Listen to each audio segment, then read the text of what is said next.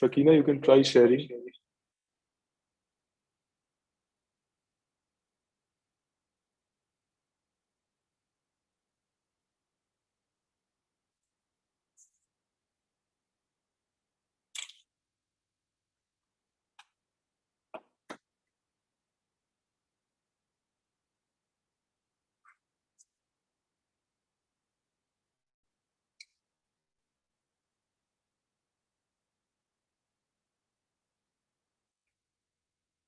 Also, Rahul, I think your voice is echoing. So I suggest that you log in from one device. I think there is some echoing that's happening.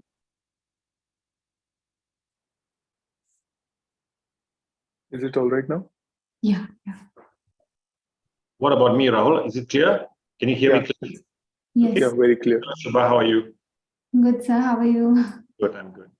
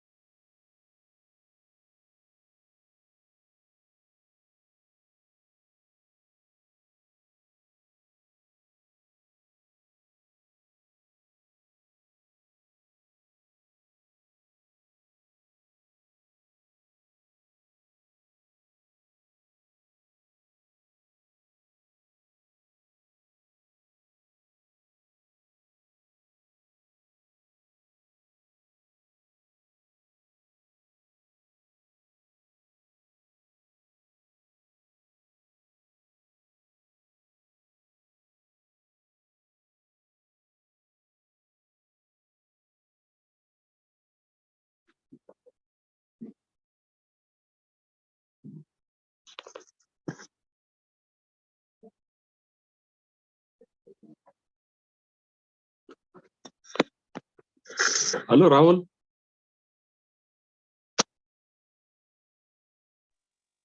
Hi, sir. Good morning. Morning, Satan. Hi, Stephen. How are you? How are you? Good. Hi.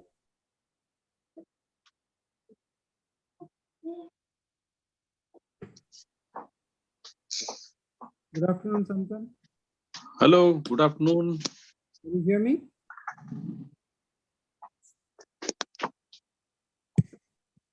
Hello. Can you hear me? Yes, I can hear you, but your voice seems to be a bit low. Low. Okay, I'll shout. Maybe the volume has to be increased. Okay. Now it seems to be fine. No, I'm increasing it even more. Okay? That's okay. That's okay. All right, very good. I'm doing this from the DIAC room 6, Okay. Okay. I understand. but it doesn't have very good, it doesn't have plug points and stuff. Oh, right. No issue. That's why I'm in a peculiar corner of the room, so you'll get only light on one side. Right.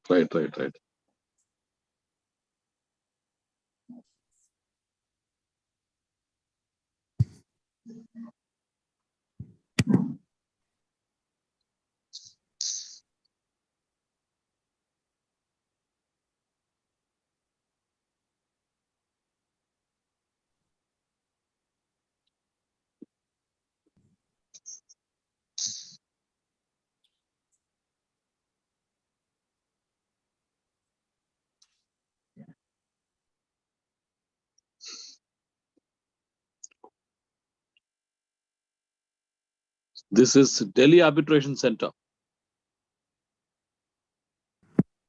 There's the new arbitration center which they've just opened. Okay. It's very large and the building is Okay. fantastic. But in these arbitration rooms, there Okay. is no option for plugging in your laptops, Right. which will of course be a major problem. The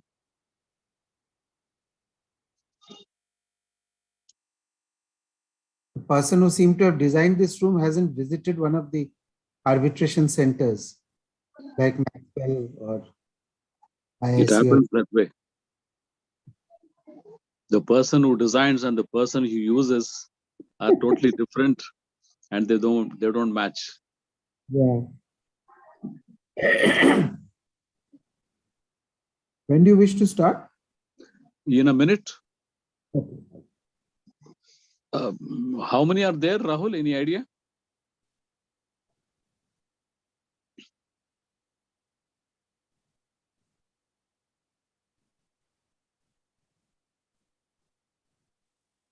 We have 25 as of now.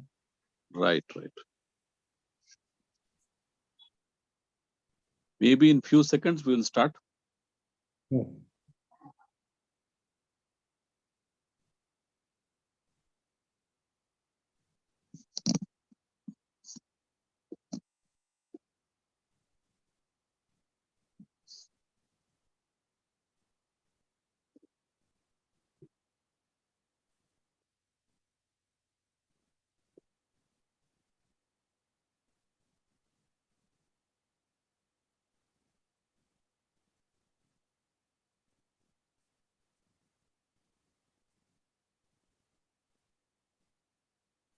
I think you can start, Rahul.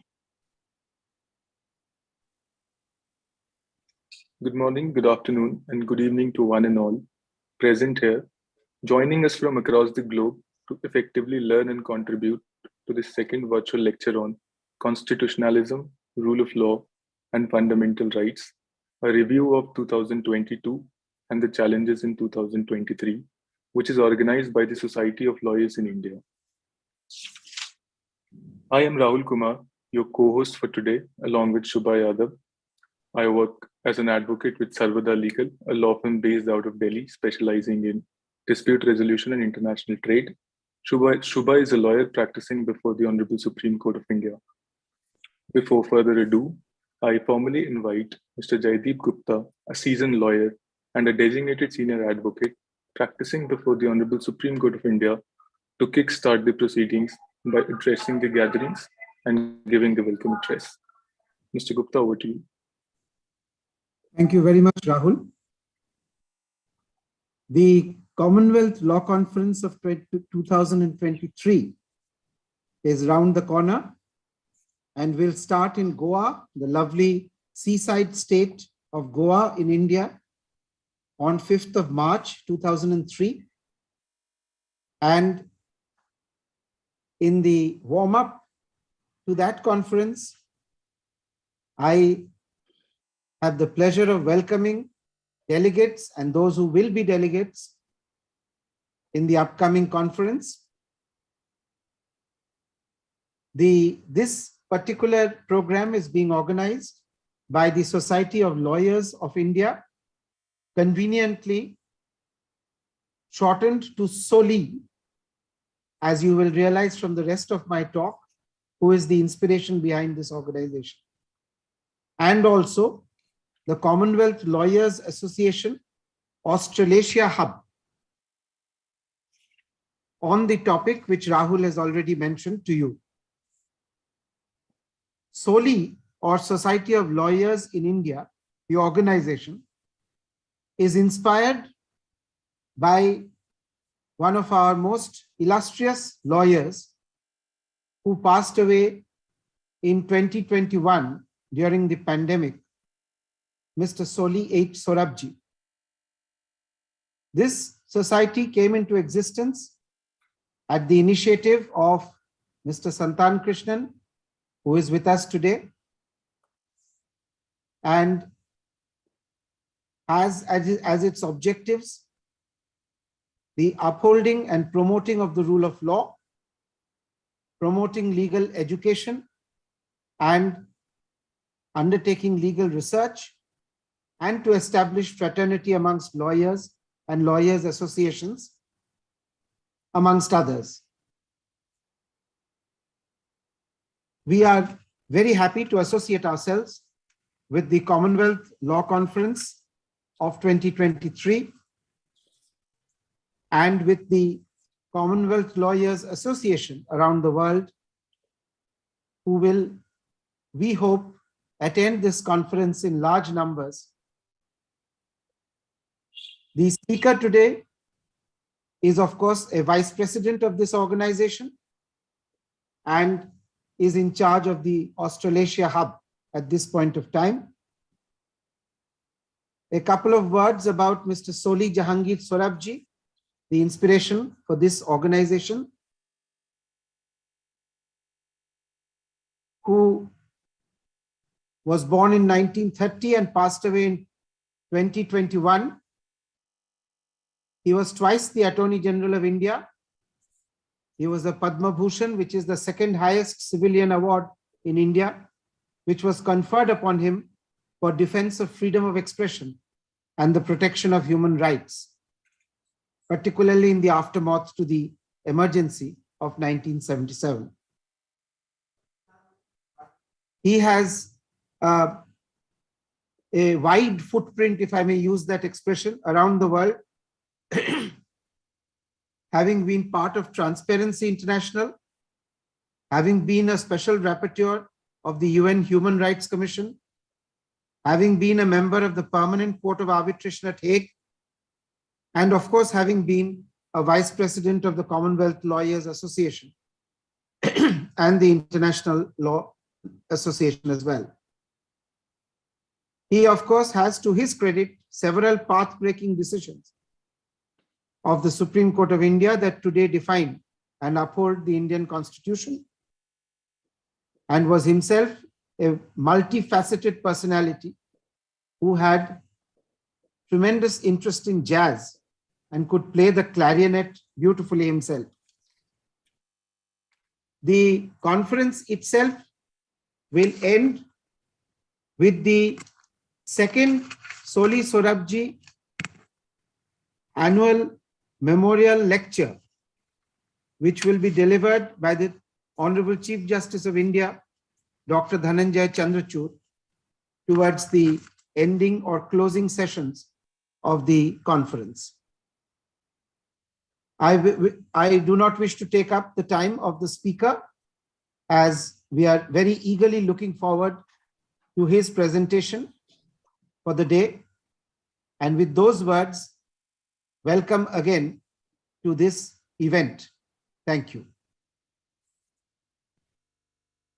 Thank you very much, Mr. Gupta, for your welcome remarks. Before we proceed on to call our speaker for today, just a brief description as to what we are going to hear from him, and of course about the speaker himself.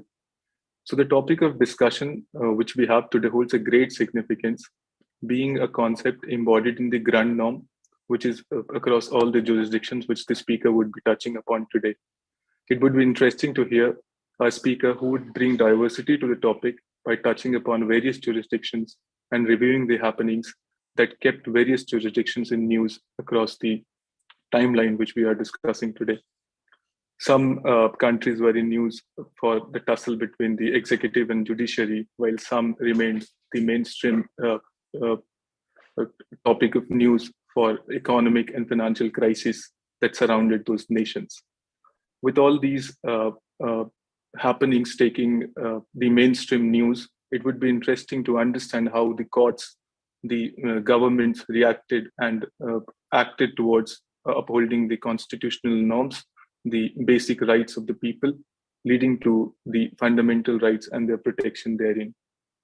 So without taking much time on this, I would request Mr. Stephen Thiru, who would be the speaker for the session today, who specializes in all forms of dispute resolution and is a leading lawyer in Malaysia, who has been ranked time and again by Asia Law, Legal 500, for being a distinguished practitioner and a leading individual in the Malaysian region. So I pass it over to Mr. Thiru to take it forward and enlighten the audience on the topic today. Mr. Thiru, over to you. Thank you very much, Rahul. Greetings, ladies and gentlemen, distinguished guests. May I begin by thanking you on behalf of the CLA and thanking the Society of Lawyers of India, SOLI, for organizing and facilitating this lecture. SOLI is, of course, our honorary life president who passed away recently, and is somebody who remains very dear to all of us. And it's a particular privilege and honor for me today, not only to speak to you, but to speak under the broad heading of SOLI to remember our life president, Soli Sorabji. May I just set out the scheme of the lecture that I propose to deliver today. I'll first briefly introduce the CLA, and that is important because the objective behind this lecture is really to promote our conference in Goa, and I'm happy to see that there's a huge following here. Participants are largely from India, and we wish to invite you to join us at the conference. Jaideep Gupta has mentioned it. That's in March, the 5th to 9th of March this year. After that, I will deal with the topic at hand, the topic that you have, constitutionalism, rule of law, and fundamental rights, a review of 2022 and challenges in 2023. Now, the scheme of the lecture would be essentially a report which would cover various jurisdictions. It'll be a discussion about key events that have happened in 2022 and what we expect in 2023 by way of analysis of the challenges in 2023. So it is rather broad-ranging. If you would forgive me, I may not be able to go into the detail and depth that some of these topics deserve, but I'll be happy to answer questions where I can in the question and answer session later in respect of the issues which I wish to raise. Now, let me start first by introducing the CLA. The CLA really needs no introduction. We have been established, we have been around since 1986. Our objective is to maintain and promote the rule of law in the Commonwealth. We have a strong rule of law mandate to preserve the independence of the judiciary, the independence of the bar, the legal profession, and to uphold universal human rights. The CLA today is broadly divided into 4 hubs. We here are in the Australasia hub. There is the Americas hub, the Africa hub, and the Europe hub. And our members are in those 4 hubs. Our members would be jurisdictional members, which are bar associations and law societies, and we also do have individual members. Our flagship event is our biennial Commonwealth Law Conference, the CLC. We have had this since 1955, and I did a quick count this morning, and we've had 22 CLCs since 1955. And I must tell you, the CLCs that we've had, the ones I've attended certainly since 1999, have been very good in terms of substance, in terms of collegiate connections and friends that you make, and it has always left a lasting memory in all the participants in these conferences. Now, Goa, CLC Goa, 5th March to the 10th of March 2023. We have, I am in the papers committee too, so I can tell you this quite confidently. We have gathered a faculty of speakers that covers some of the leading legal personalities in the Commonwealth. And we have, of course, a number of delegates who have registered coming from all 4 hubs. A very impressive, I think, registration of delegates.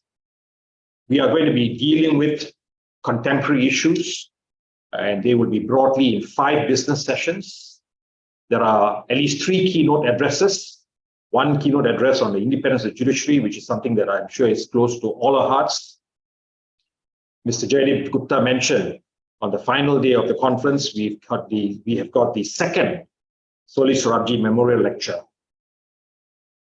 And for the first time at this CLC, we will be having a bar leaders forum, and we will have up to 20 bar leaders coming from all 4 hubs to participate in the forum. And a young lawyers program, and I do note, I think, from the list of the participants I see on the chat, on the participants list, the number of young lawyers here today from India. Let me assure you, I've seen the young lawyers program. Now that's a state-of-the-art, gold standard program for young lawyers that is being organized. So please don't miss out on that. We look forward to seeing all of you, particularly our friends from India, in Goa for the CLC in March this year. Now, with that, let me get into the lecture and first speak briefly about what was the landscape in 2022. We, of course, the world over, we suffered and struggled with the COVID-19 pandemic in 2020 and 2021. And it resulted in most governments in the world taking drastic, draconian steps to control the spread of the disease. What came with that is a serious erosion of fundamental liberties.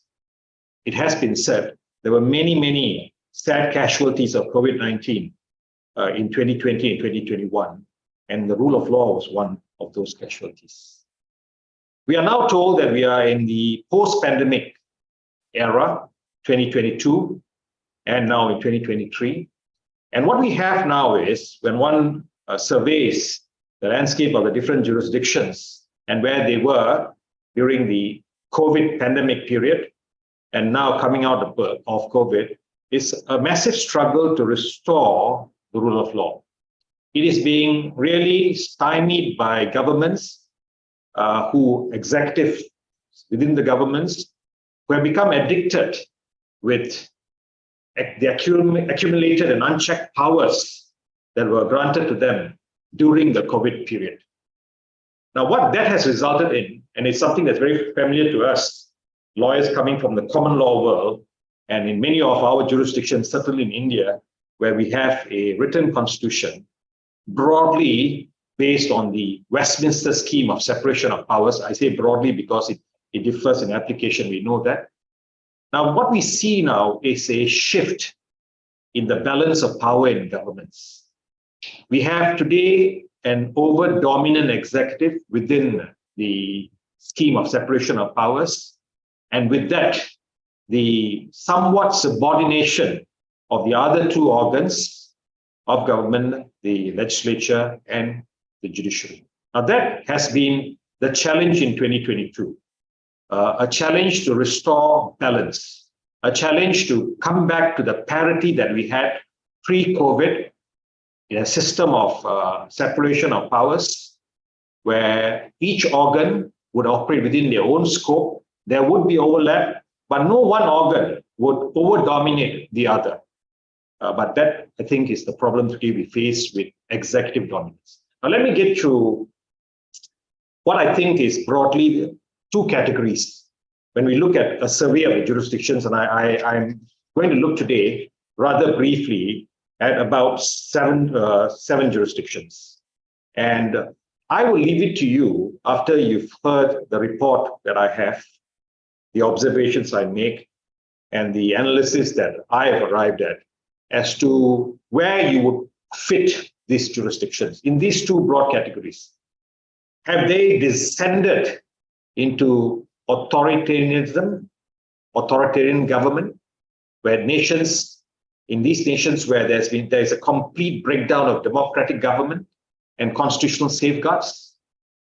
Or is it a case of executive overreach, where the nations, the state institutions of state, they remain viable, they remain extant, but where the rule of law, constitutionalism, is under severe challenge to the point where the whole balance of the scheme of separation of power is upset. I start by looking at Myanmar. Now, the coup d'etat in Myanmar, we all know about this, the coup d'etat in Myanmar. It started in February 2021. And we remember that was really into the very much early stages of COVID. After COVID had hit, and things were changing all around. Executive governments were exerting power under the cover of dealing with the COVID pandemic. The coup occurred. The democratically elected government of Myanmar, the NLD, they were ousted by the military junta called the Tatmadaw. The Tatmadaw declared an emergency. They voided the general elections, and the commander-in-chief, he took over, and he remains today the supreme head of government. Elected leaders such as Aung San Suu Kyi, they have been arrested, charged, and you've read, many of them have been convicted, and some of them have even been executed. As at November 22, and this is the latest data that I've been able to get, you may have data that's later than this, but as at November 2022, an estimated 2,400 people have been killed by the junta's forces.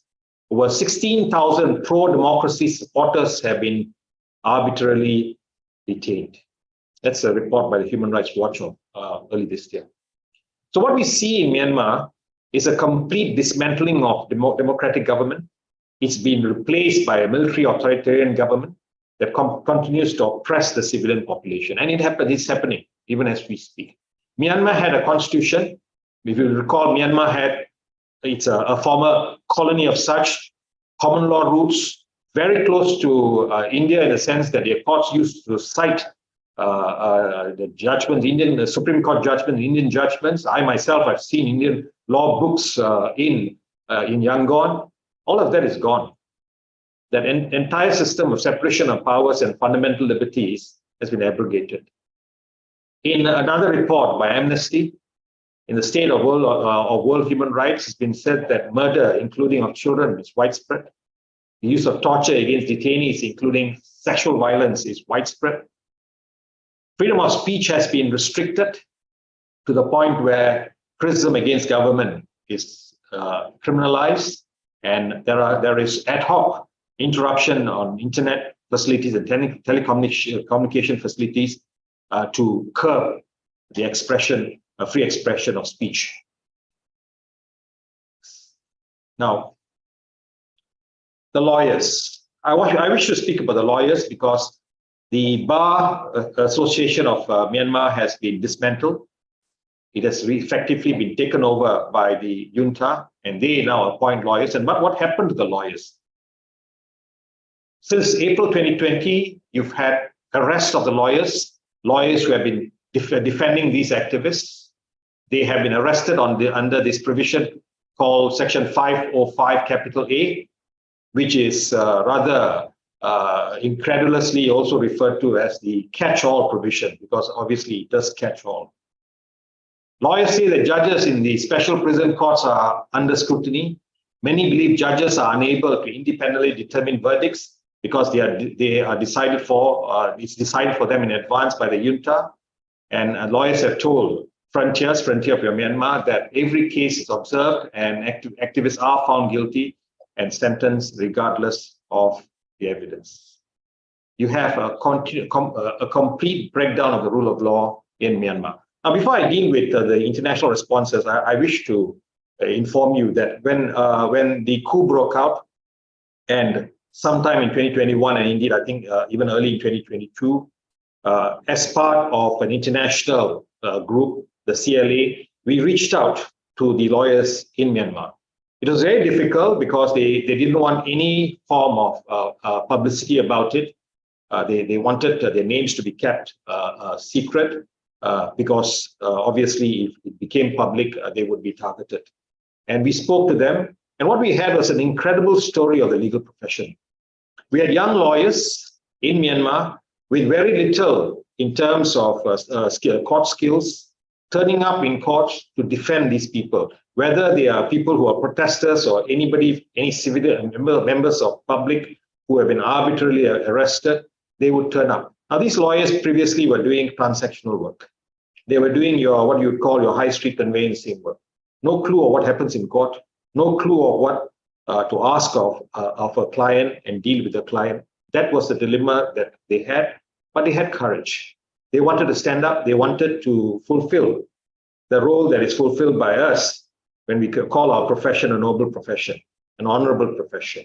So what we did for them is we helped them prepare a manual of a basic A to Z as to how you would handle a person who's arrested, some sort of an arrest manual.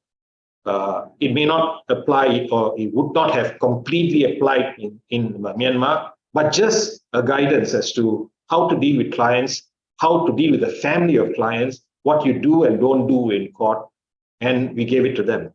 But since then, we have lost complete we have lost complete communication with them, and it's a pity. But we remain ready to help them if they need help. Now, what is the international response? The international response is, well, there have been condemnation, obviously, high-flown condemnations from the UN. And within our world here, we have ASEAN. ASEAN has come up with a consensus, essentially to mediate the solution, which has been completely ignored by Myanmar. Now, the other organization in this part of the world, Law Asia, went one step further. It has launched a representation under the Rome Statute with the Office of the Public Prosecutor for prosecution in the International Criminal Court to investigate the military junta for crimes against humanity. More needs to be done internationally for Myanmar. Myanmar today, and I beg your pardon, the brutality that is persisting in Myanmar today remains very much under the radar of the international community.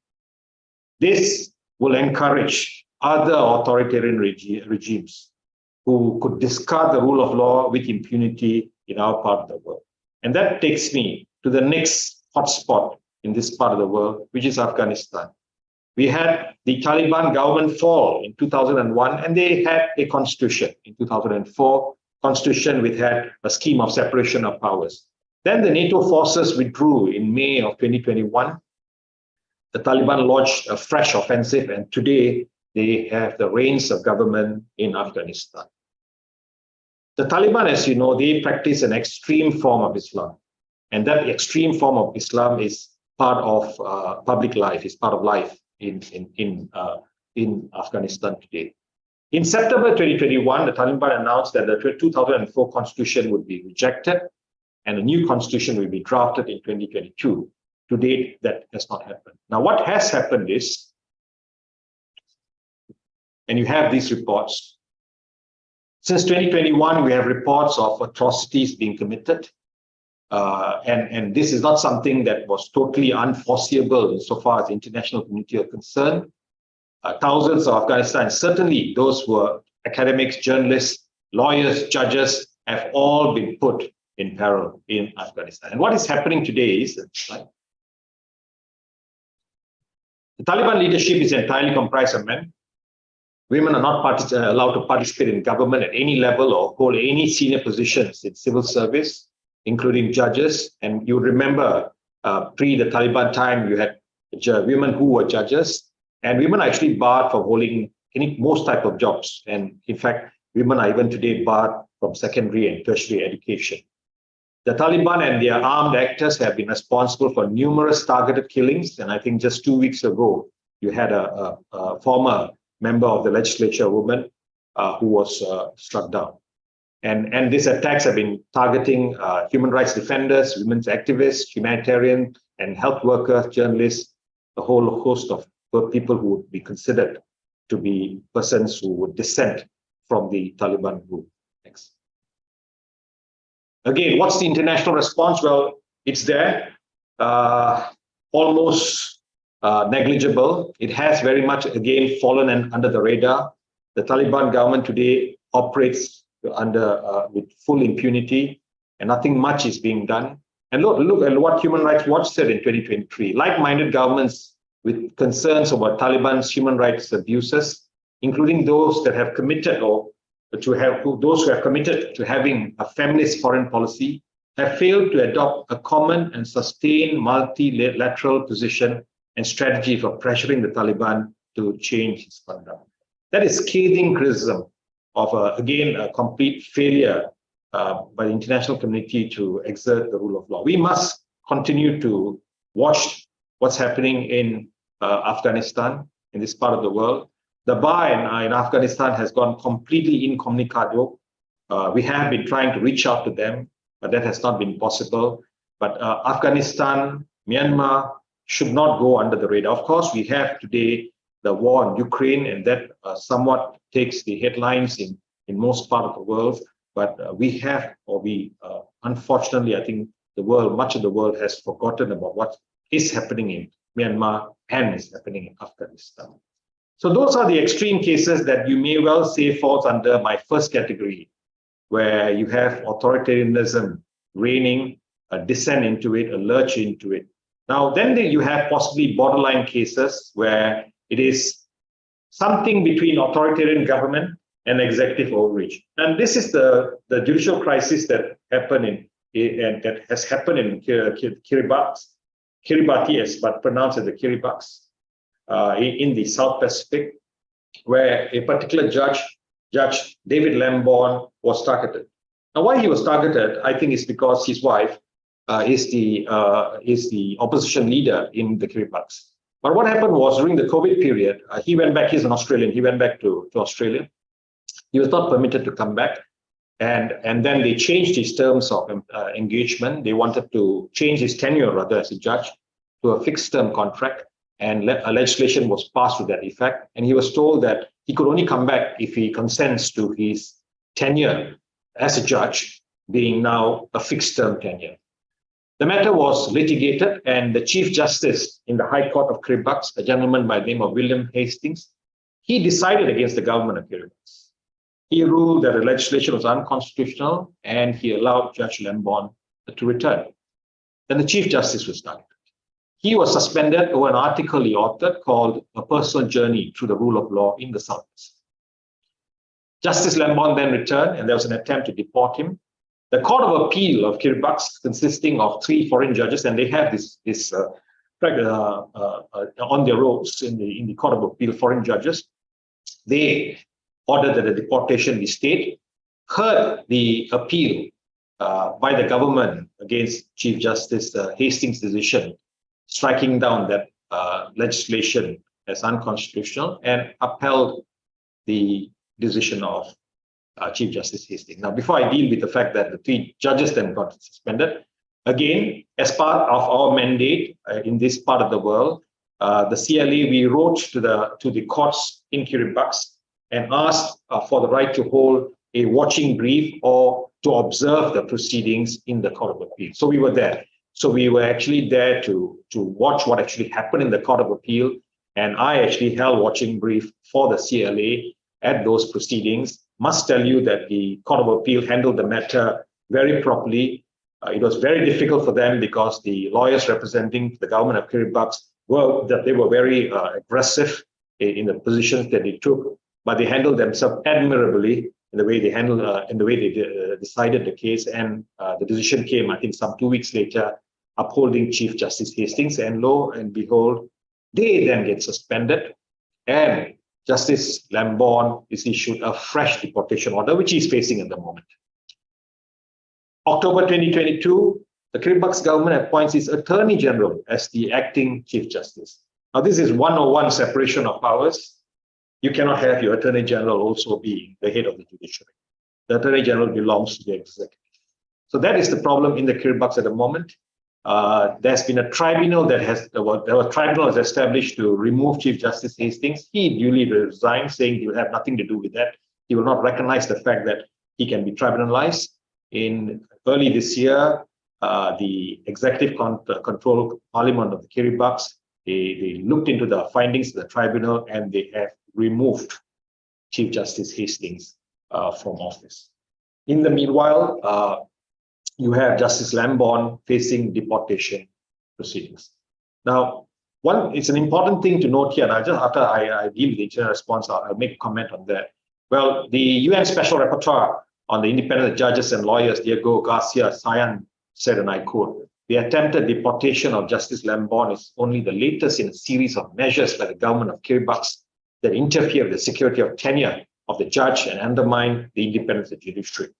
Various international organizations, including us, the CLA, and we together with the CMJA and the CLA, we issued a joint statement strongly urging the government and Parliament of Kiribati to respect the independence of the judiciary and to comply with the relevant constitutional provisions, its own relevant constitutional provisions, Commonwealth principles, and all relevant international standards and natural justice in upholding the independence of the judiciary. Now that goes on. That advocacy goes on. We will carry on with that position because what's happening in Kiribati is a very dangerous situation. For those of us who are familiar with what is the state of the rule of law in the South Pacific, it can be best put as tenuous. It can be best put perhaps also as fragile. And when something like this happens in a neighboring island, it somewhat offers inspiration to other parts of the South Pacific as to what can and cannot be done. And that's why the international response has to be good, and it has been good. I must say, it's not just the CLA, I believe the IBA, Law Asia, all have taken very strong positions about what's happening in the Kiribati, which is, any way you look at it, a frontal attack on the independence of the judiciary. Now, the other country that will come within that hybrid area of whether it's authoritarian government or executive overreach is Sri Lanka, because Sri Lanka, with the COVID, has gone through and is going through a severe economic crisis. And I think all of us in this part of the world, we know of the economic crisis and how the currency has been devalued, and there's a huge sovereign debt which has impacted severely in the public. And you've had power cuts and so on, leading to mass public protests. And that mass peaceful public protest led to the government of the former president, Mahinda Rajapaksa, crumbling. And because it was alleged that he and his government had mishandled the economic crisis to the point where Sri Lanka found itself with all these economic difficulties. The former Prime Minister Ranil Wickremesinghe has been elected the new president of Sri Lanka, and he is in power at the moment. The situation, the political and social situation in Sri Lanka, I believe, is recovering, but they have gone through a very bad spate. Now, the shining light through all of this, the shining light to all that has happened in Sri Lanka is the Bar Association of Sri Lanka. They represent the independent legal profession there, and they have been the beacon of constitutionalism and the rule of law in Sri Lanka. They have taken strong positions, edifying members of the public as to their fundamental rights and liberties. They have taken positions in court, and I think when the supporters the supporters and those who were protesting were prosecuted, they supported that, advocated strongly for freedom of speech and expression, association and assembly, and that was recognized by the court. They have argued successfully that the police must not use the judiciary as a tool to bend constitutional rights of the people to freedom of speech and expression, and the court agreed. And fairly recently, when the authorities tried to invoke the Prevention of Terrorism Act, and by using the definition of terrorism widely to encapsulate also the protesters, they came up with very strong positions criticizing the authorities for that. And I think a number of international organizations, the CLA included, we have actually sent statements of support to Sri Lanka, supporting them supporting the Bar Association of Sri Lanka for the strong human rights and rule of law positions that they have taken. Now, what happened recently, remarkably, was a decision of the Supreme Court of Sri Lanka, in a case that involved the Easter Sunday bombing of 21st of April 2019, where a number of parties, including the president of the Bar Association of Sri Lanka, brought an action against several government officials, including the former president, Sri Sena, for administrative inaction or reckless failure by the government that violated or infringed constitutional rights, which then led to this terrible bombing that took many lives in Colombo and other parts of Sri Lanka. It's a constitutional tort action, something that you don't often see, but something that's commenced. There was, according to the courts, evidence of betokening doom just a few days before the Easter Sunday, and which was not taken seriously or ignored by the intelligence agencies. Early this year, the Supreme Court, I think recently, when I say early, we are early this year, but just recently, I think a week or so ago, the Supreme Court of Sri Lanka has ruled that the former president and 4 other former officials have violated fundamental liberties of the petitioners and has ordered them to pay monetary compensation. I do not have time. I have the judgment. I have read the judgment. I'll commend the judgment to you to reread the judgment, because there are some very salutary statements in the judgment about executive accountability, certainly in the national security sphere, and in the judgment you will see how the Supreme Court has very well articulated a constitutional right of action, constitutional tort for breach of fundamental liberties, which is something that we don't often see in the jurisdictions that do have written constitution. It cites a number of Indian cases, so obviously it is a position in India, and it's also looked at a number of other jurisdictions. The UN Human Rights Council in September 2022 noted there remains a significant deficit in confidence and trust in the government and protest movements and broader civil society, and calls have continued for early elections for renewed democratic mandate. And that, of course, took place with the new government coming in. But the fundamental constitutional reform is still afoot and needs to be done in Sri Lanka.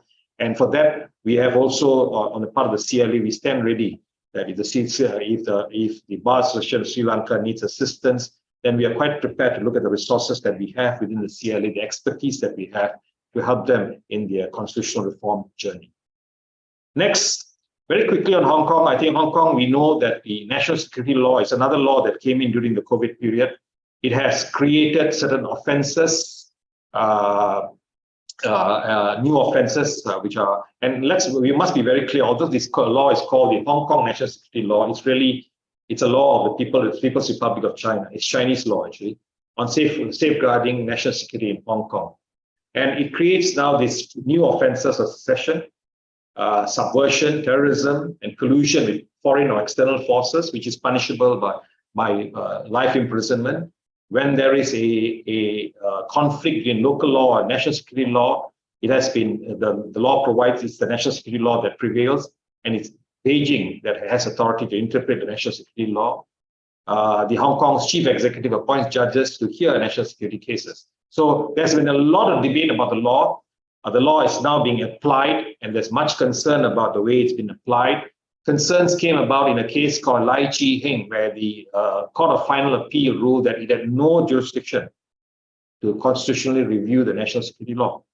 The court's decision meant that it could not consider whether that law, or whether the national security law provisions was compatible with the Hong Kong Constitution, which is the basic law, the Hong Kong Bill of Rights, which implements the ICC PR and has constitutional status. Now, that no man's land situation had a bit of an effect on the judiciary, because you had the UK judges, Lord Reed and Lord Hodge, announcing resignation from the Court of Appeal on 30th of March 2022. So there's much spotlight on the judiciary in Hong Kong, because it is faced with the might of the Chinese government, and it's faced with the national security law that it's obliged to implement. While you had the 2 English judges resigning, then you had the judge, the former Canadian Chief Justice Beverly McLachlan, taking the position that she will remain. The Australian judges, Gamow, Gleeson, and French, and more recently Keane, they have also remained. So as I just said, the judiciary in Hong Kong is under spotlight. It is particularly in these cases, because the national security law cases are slowly coming up, to the courts. And one aspect of it recently came up. And this is the case of the admission of the English KC, Timothy Owen. There was an application to admit him to represent a person who has been charged under the national security law, a gentleman by the name of Jimmy Lai. The courts below had the first instance court allowed admission. The government of Hong Kong has objected to it, and it said that foreign lawyers should be excluded from representing persons in national security law cases on the ground that national security, state security is at stake. The Court of Final Appeal has dismissed that objection. So the court has remained steadfast because it recognizes the right to counsel, obviously, which is a basic right. But the story is not over, because late last year, the very last year of last year, really, the Standing Committee of the National People's Congress of China has issued an interpretation of the law that hands the chief executive the power to overturn the court's decision on the admission of foreign lawyers. Now, that is not over, as I said, because that is now to be put into some form of legislation. So we wait for that. We are waiting for that to see how much that infringes the right to counsel that every accused person is entitled to. Now, that's Hong Kong, and I'm going to move very quickly now, the last two areas, because we want to give some time for question and answer. Just before that, I'd like to just point out to you the fact that the judiciary in Hong Kong is in some ways pushing back, and there's a very strong speech being made by the Chief Justice of the Court of Final Appeal in the ceremonial opening of the legal year. And I'll leave that for you to read in my slides, where he takes a very strong position on the independence of judiciary, and the judiciary must be left to perform its rightful duties as the arbiter of the rule of law. Now, I know in India, the basic structure doctrine was settled. Can I go to the next slide? In the leading case of Keswananda Bharati, a case that has been used in many of other jurisdictions. And for us who are not familiar with it, it is simply this: while Parliament has limitless powers to amend the Constitution, it is always subject to amendments that cannot be made, which will change the basic structure of the Constitution. And there are certain basic features of the Constitution, which we're all very familiar with, one of which is separation of powers. That cannot be changed. Now, that was, can you go back to the next slide? That was a subject matter of a case, a Supreme Court case, which was called Supreme Court of Advocates on Record, and the Union of India case in 2016, where the basic structure doctrine was again restated in terms of I believe, the Independent Commission for Appointments of the Judiciary. But I have found recently, and I've been told, there are now again attempts, or certainly positions taken publicly, that this may not be right, and that the executive should really decide on what is the basic structure, and the basic structure is the supremacy of the people and the sovereignty of Parliament. So that debate, I think, in India is now a return. The Keswananda Bharati case, I'll be very happy to hear from my colleagues in India, because that debate is also a debate that is happening in Malaysia. The next slide. Now, Malaysia went through the same birthing pains of COVID in the sense that executive accumulated the same sort of powers and has went one step further and even issued a statewide emergency, declaring it necessary to fight the COVID pandemic. But what was really an attempt to keep a very weak government in power. Now, I won't say too much about it, simply because the Bar Council of Malaysia is challenging the emergency laws in court, and I'm acting as counsel in that matter. All I'll say is that these are the laws that were passed, and one of the extremities of the law is that it has a provision that excludes judicial review. That is the subject matter of the challenge, because we have taken the position in the courts that the right of judicial review, that is a right that is given to the judiciary under the scheme of separation of powers, is not a right that can be ousted by a ouster clause in any law. It must be a right that remains to the judiciary, and no other organ of government can deny the judiciary of that right. So that argument is now in the courts, but it's important that I say to you that last year, in 2021 rather, and indeed even in 2022, there were decisions in our federal court in a different context, not involving emergency powers, where we have upheld the basic structure doctrine in Malaysia.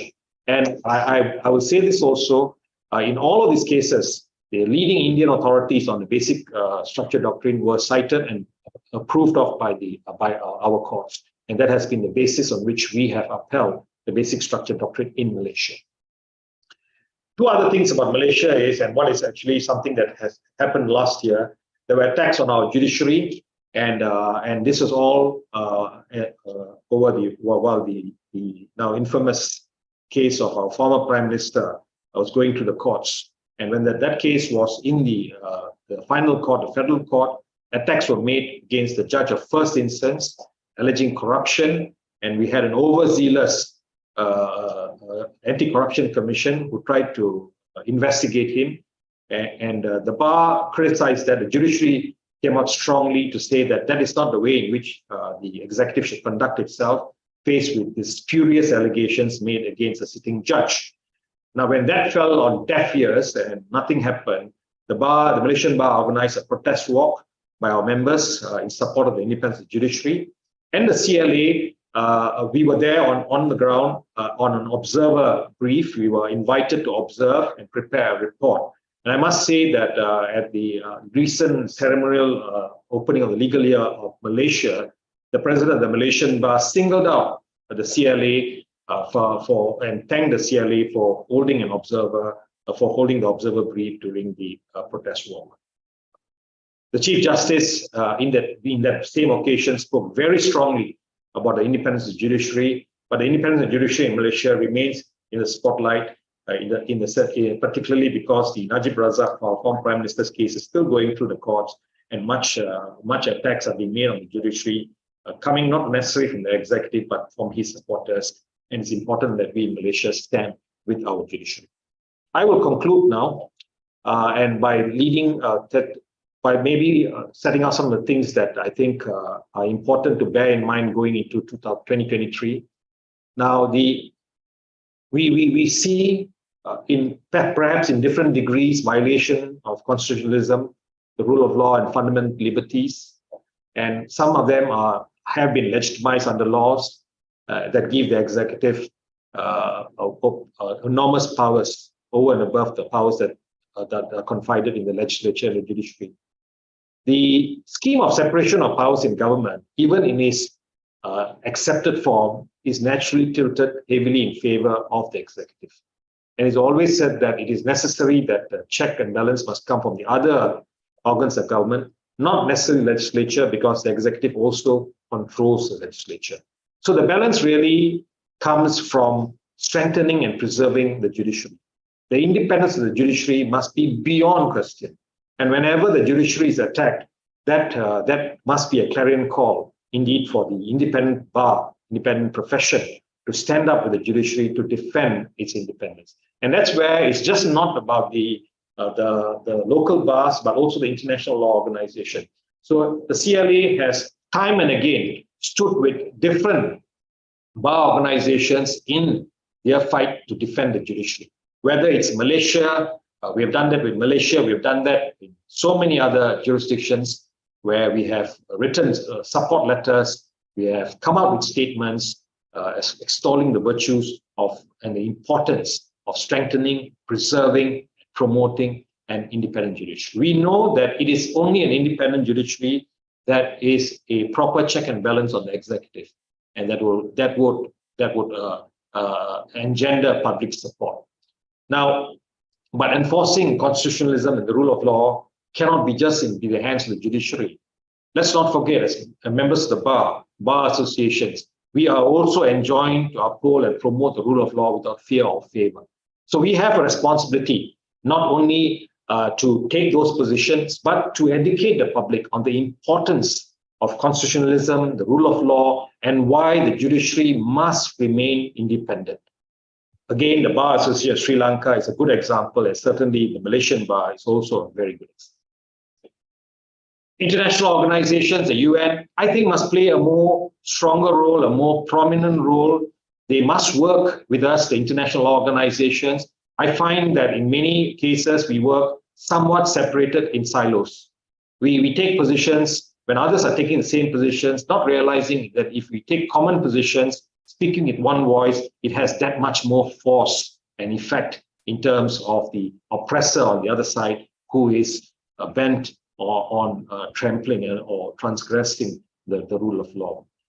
The idea of invoking the jurisdiction of either the ICJ or the ICC in appropriate matters, while it may be difficult because of jurisdictional issues, must be something that we must always look at, because there are times when the domestic courts are just unable to function. And there must be a different fora that may have to look into the matter in a different level at a different way itself. Not easy because of national sovereignty questions and many of those kind of difficult issues.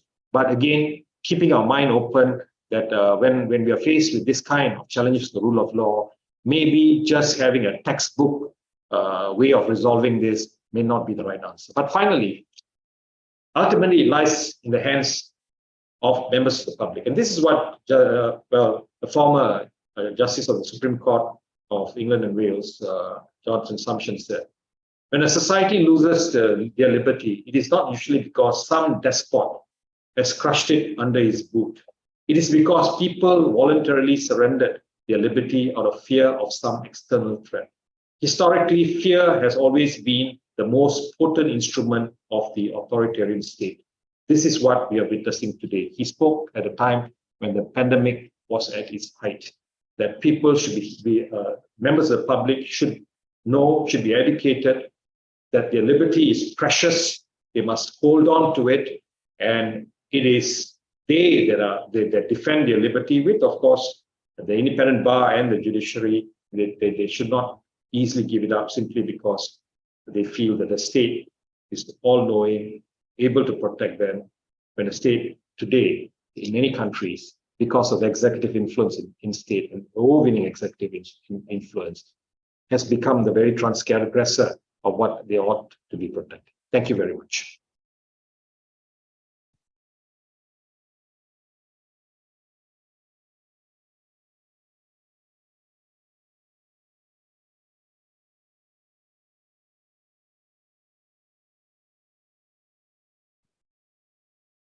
Thank you, Stephen, sir. That was a very insightful presentation. So without any further ado, we'd like to go ahead with our question and answer round so that we can even have more insightful answers from you. So the first question I would like to put before you is the aspect of right to health as a fundamental right. Now, many constitutions have held it to be part of the right to life. And certain judgments, at least in the Indian jurisdiction, which has held that the right to health is also a fundamental right. So given the importance of the COVID pandemic and the socioeconomic problems faced by the people, what would you have to say about that? Now, your provision, if I'm not mistaken, is it Article 22 of the Indian Constitution, your right to life? 21, yes, sir. 21, I beg your pardon, because it's Article 5(1) of the Malaysian Constitution.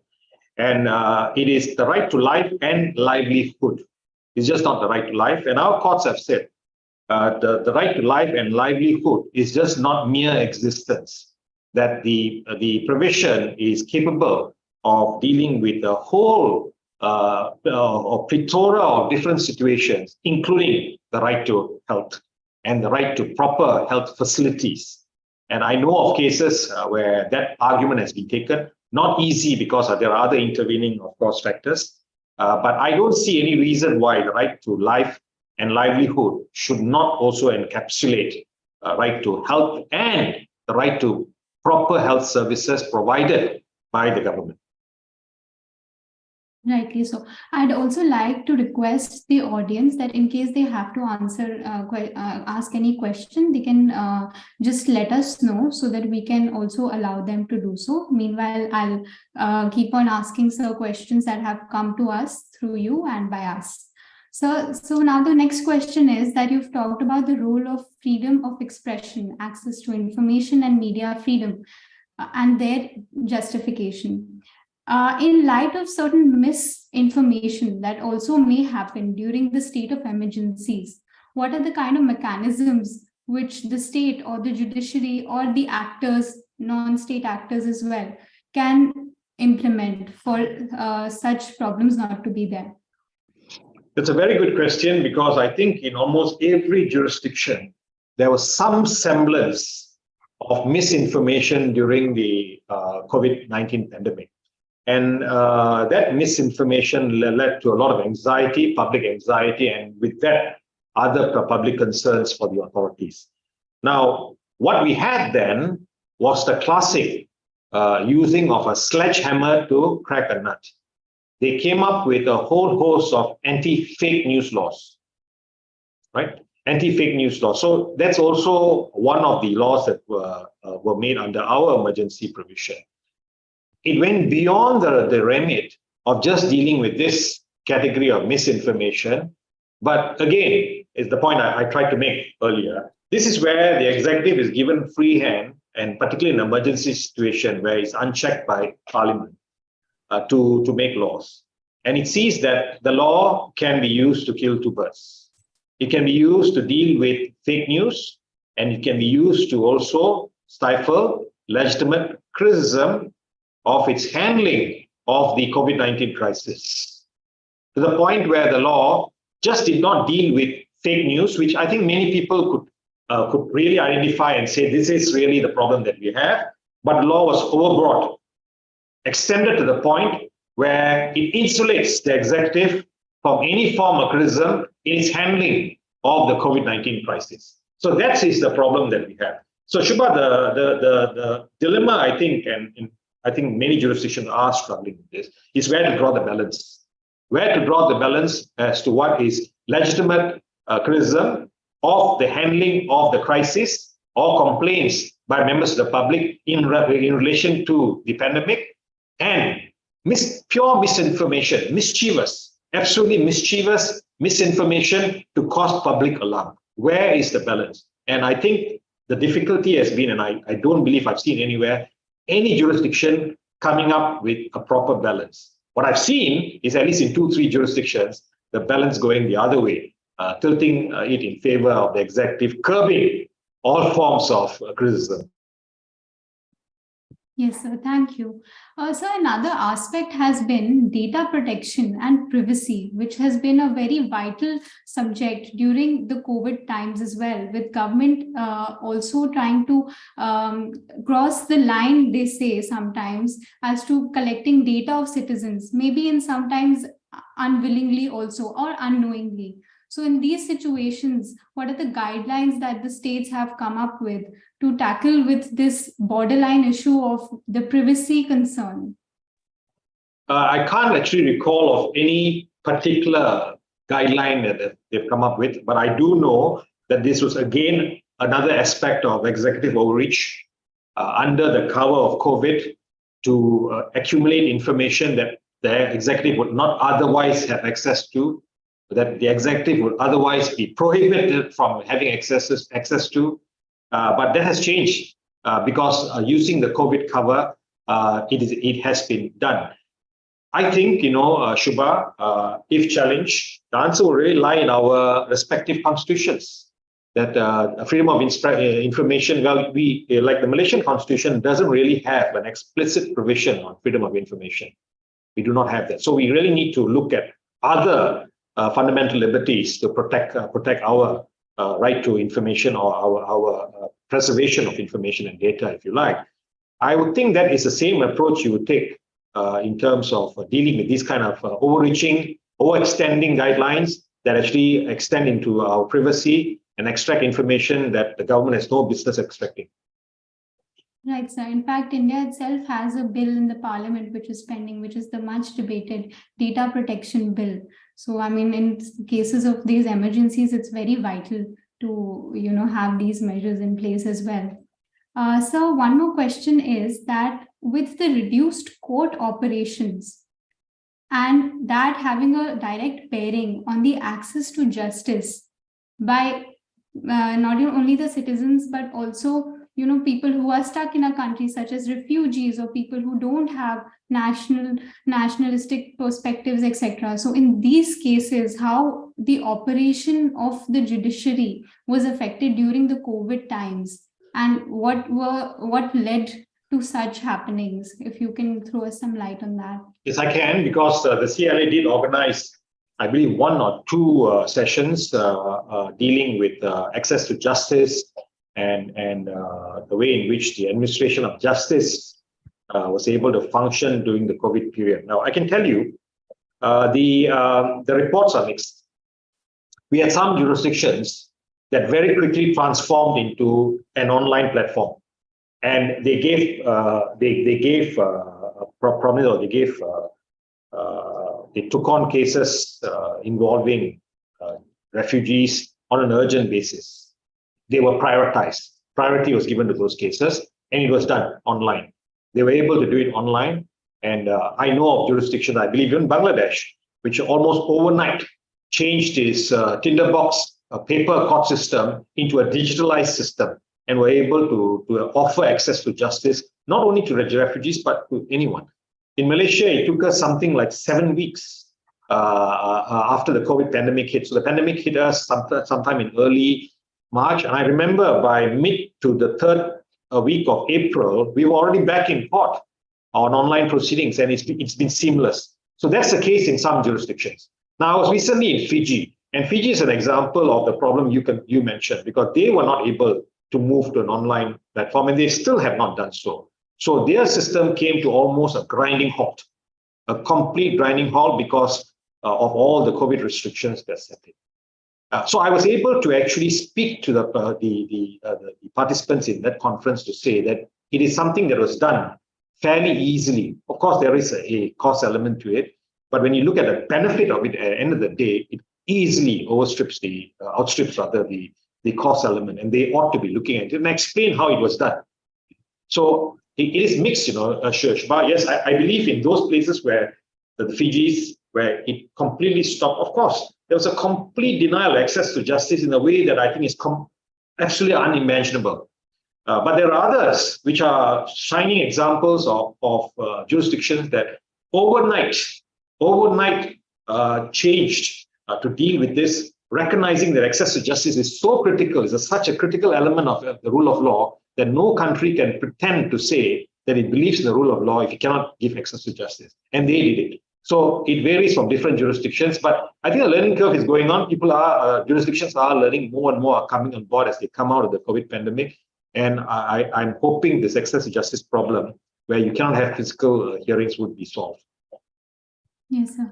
So in fact, my last question to you would be that you've addressed very well the role of the judiciary and even the agents, in the sense, the lawyers and the bar associations, etc., in facilitating where there is a gap and maybe an excess of power to the executive. So in concluding remarks, if you could give us some guidance to the young lawyers as to what is their role in such situations. Well, in law school, there are certain basic things we learn as part of the rule of law. And it cannot get more basic than the independence of the judiciary. That the judiciary must always remain independent, and any attempts to whittle away its independence must be resisted. I've mentioned it again, I'll say it again, it's 101. All right. Now, when you see that happening, there is no need for a debate. There is no need to call for a big meeting to discuss whether the judiciary needs to be defended or not.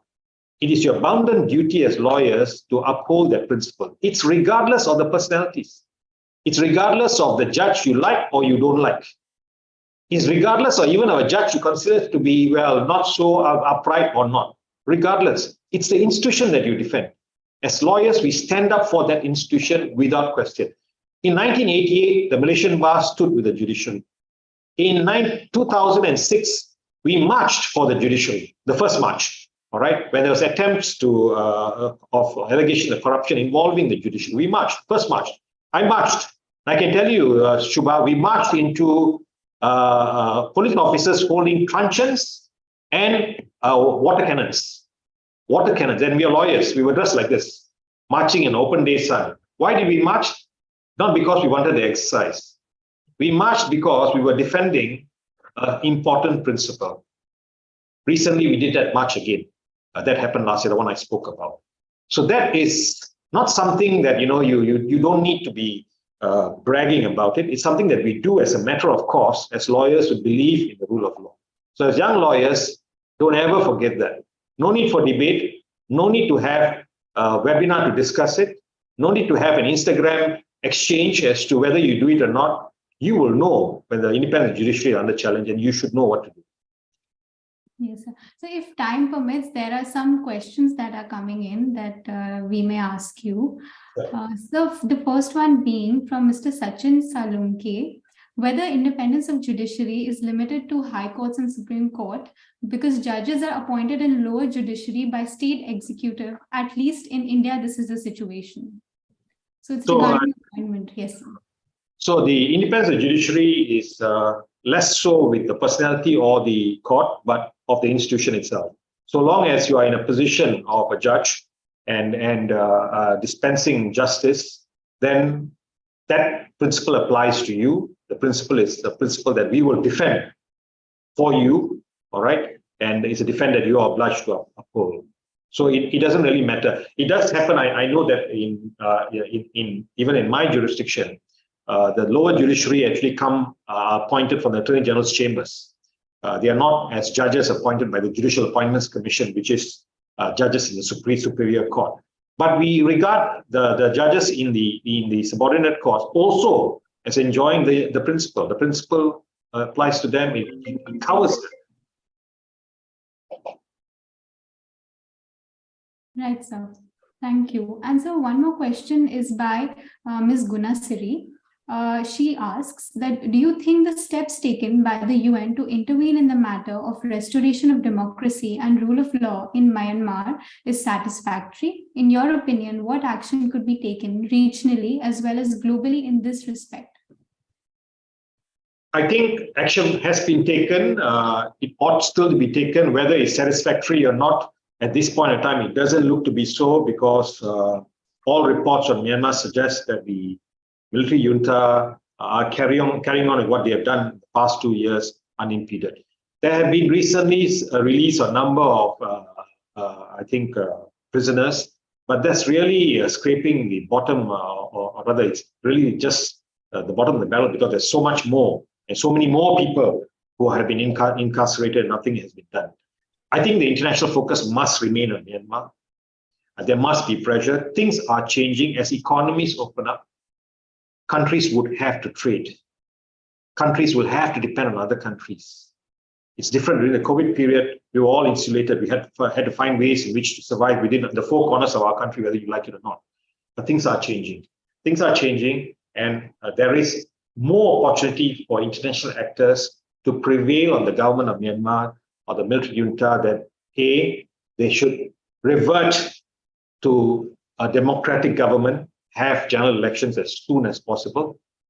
B, it will be their interest to do so, because once they do so, they will be open to the international community engaging with them in terms of economics, in terms of business, and that will be in their interest and the interest of their population. Now, these things are possibly things that can happen now with in the post-pandemic period. But more has to be done, Shubha. I don't have all the answers. I know insofar as international law organization is concerned, I've taken this view before, we all should speak with one voice in respect of Myanmar, but because it's, again, not a question of whether it is half right or half wrong. It's completely wrong what's happening there. It's completely abhorrent what's happening there. And we must call it as such. We must keep that pressure on. And that pressure will spill on to others who want to deal with the junta in Myanmar, and they'll think twice that, you really need to change this before we deal with you. And that will be the internal pressure that could lead to change. Right, so thank you so much. And with this, we'd like to end our question and our session. And we move ahead to the concluding part of this session today. So 2020 year has indeed been a year like no other. The unprecedented threat of COVID-19 has caused unimaginable suffering around the world. While the pandemic is first and foremost a healthcare crisis, we must not lose sight of the related challenges that are consequential for containing this threat and for promoting rapid and sustainable recovery throughout the world.